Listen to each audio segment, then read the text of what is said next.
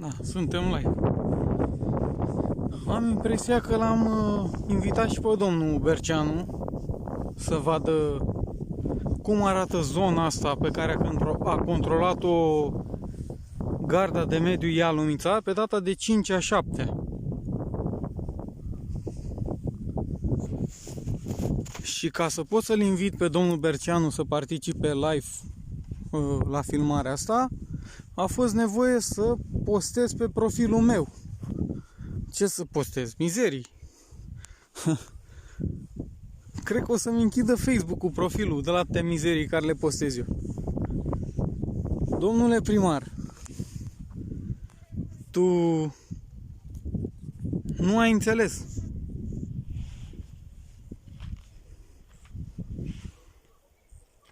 Tu nu ai înțeles ce ți-a zis domnul Popescu. Ți-a zis să igienizezi zona. Acum, domnul Popescu, deci a venit pe 5/7 cu rugăminți. A venit pe 5/7 cu rugăminți. Da? Voi făceați de zor groapă, erați șefi. Ce a zis? Că eu sunt gâscă.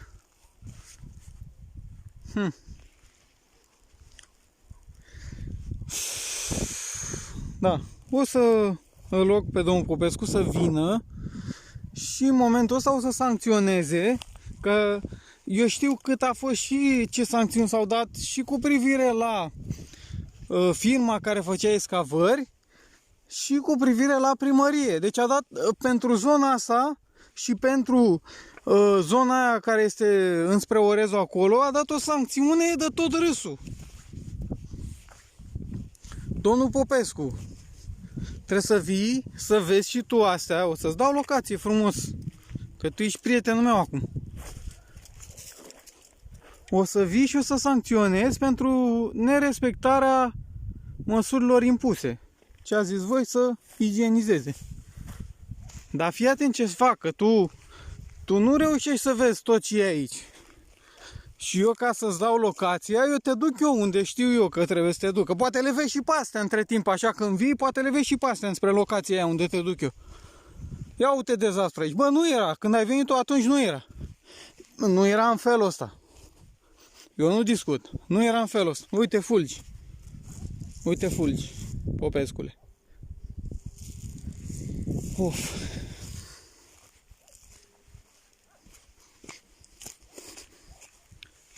Uite fulgi, Popescule. Hăinuțe, Popescu. Uite, am și eu niște de-astea acasă. Vreau și eu să le aduc aici. O să-ți atașez, o să fac cerere către voi și o să-ți atașez răspunsul primăriei prin luna aprilie. Primăria nu știa atunci cine sunt eu. Zicea ca ce vreau ăsta. Da? Și în luna aprilie, ia uitați, domnul Octavian. Care-i treaba aici? Ia uitați. Ha? Ce sunt astea? Plăci de azbociment? Acolo e Ialomița, unde să vă pomei înalți așa, este... Nu știu dacă e... Da, e malul ăsta dinspre noi. Mai departe încolo e malul celălalt. Deci aici este Ialomița, asta e zonă protejată. Da? Am și cu domnul Octavian o vorbă. Bine, nu cu domnul Octavian, cu Garda Națională de Mediu. Da? Da, domnul Popescu. Asta e treaba. O să te rog să-ți faci treaba. Nu mai dai tu jucării, da, amenzi. Mamă, ce ești în partea asta. Bă, frate, nu erau mă așa. Nu erau chiar așa. Ai dat jucării de amenzi, să ne jucăm, nu? Aha. Uite pe aici, prin zona asta o să te cheme pe tine, îți dau locația și poate le vezi și pe alea până vii. Că nu ne bate în joc. Au trecut mai bine de 60 de zile, bine, deci pe 5/7 a fost controlul, pe 4/9 trebuiau 60 de zile de la control. Hai că tu ai făcut documentele pe 9, din câte știu, pe 9/7. Da?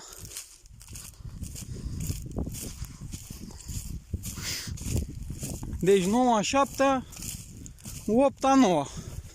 Pe 8/9 s-au făcut 60 de zile de când ai impus tu să se facă curățeni. Tu, garda. Garda. Că tu, dacă te joci cu oameni zale mici, normal că nu te ascultă nimeni. Și te ia lumea în râs. Opa, plăsticuțe. Ia uzele. Tu le auzi, mă? Ia uite, Popescule, aici te chem. Că nu știu, acolo nu cred că mai e. Vii tu aici, că mie primăria Ciochinau și o să spun cererea aia care mi-a zis mie primăria așa ceva. Să aduc gunoaie de-astea din construcții, să le aduc aici. Așa mi-a zis mie primăria Ciochinau. Și eu mă văd nevoit să postez toate gunoaiele, vezi? Popescule, ia uite, Popescule, plastice, a? Uite, n-ai zis tu că e zonă protejată, n-ai zis tu singur. Am zis eu că tu îmi dai idei. Care vorbiți cu mine, îmi dați idei. Da? Domnul Popescu, încheiem filmulețul ăsta. Sperăm să-ți faci datoria, să vii să controlezi tu frumos. Eu am mai filmat aici, voi știți foarte bine, v-am anunțat, v-am zis, vă dau telefoane, faceți ce faceți cu mine, nu vă mai jucați.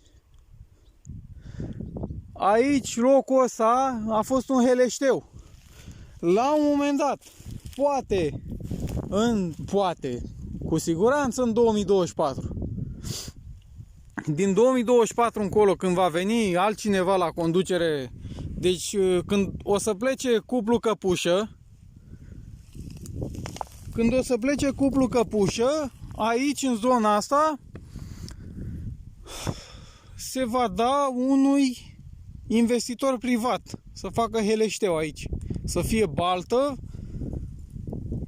să câștigăm altfel banii după el. Asta eu am impresia că tot ăsta de aici, toate bălăriile astea, eu am impresia că terenul ăsta este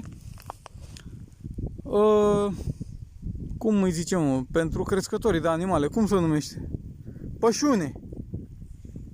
Deci am impresia că toate bălăriile astea sunt pășune și am impresia că cineva și primește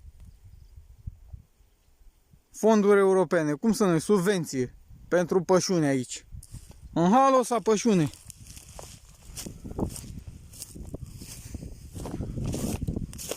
În halul ăsta pășune. Da, domnul Popescu acolo rămâne, unde m-am urcat pe ăla. Acolo îți dau punctul. Vă salut, o zi bună!